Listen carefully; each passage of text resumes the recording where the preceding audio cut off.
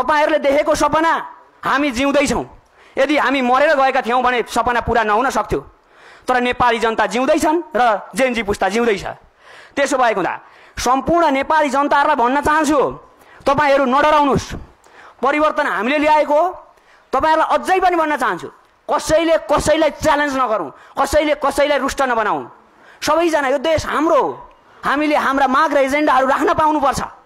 त्यसो भएको हुँदा हामी भाषण गर्न, साच्चै भन्ने भने भाषण नेपालकै तरिकाले जाने भने हाम्रो टिमले भाषण गर्न सक्छ। जेनजी पुस्ता त्यति राजनीति नबुझेको छ। कार्ल मार्क्सका सिद्धान्त के छन् सबै कुरा थाहा छ।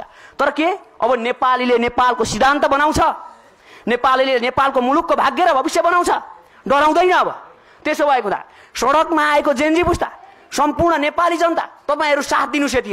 यतिखेर जब हामी आन्दोलन गर्ने बेलामा जुट्यौं, अब माग पूरा गर्ने बेलामा फुटेर हुँदैन।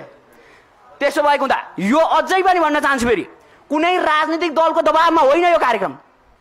कसैले पनि केही गर्न नसकोस्। आज राजनीतिक दलका कारणले आएको यो होइन, यसरी आउनु परेको होइन। हामी भन्न चाहन्छौं, आन्दोलन कहिले पनि लिमिटेसन हुँदैन, कहिले पनि क्राइटेरिया हुँदैन। आन्दोलनले ल्याएको परिवर्तन कसैले पनि कमजोर नसम्झिँदा हुन्छ।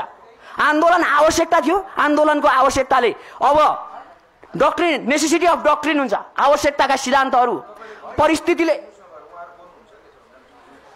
परिस्थितिले पद्धति बनाउने हो, नियम बनाउने हो।